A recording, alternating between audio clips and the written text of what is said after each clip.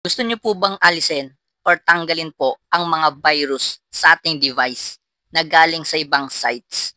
Ito ay mga nagbibigay lag sa ating device na nakakasira sa ating phone.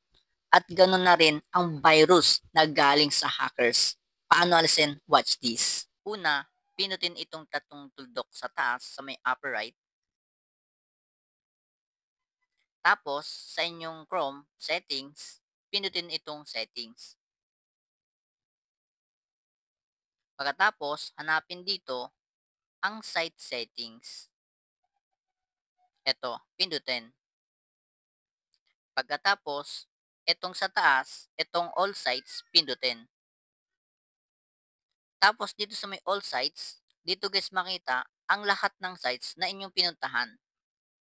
Maaring isa dito guys ang mga virus na pwedeng sumira sa inyong phone or device dahil sa mga virus na dala nito. At ganoon na rin mga virus na galing sa hackers. Paano ito i-delete? Pinutin lang itong trash and then reset and delete. Ayan, same procedure kung gusto gawin na i-delete ang lahat. Thank you for watching.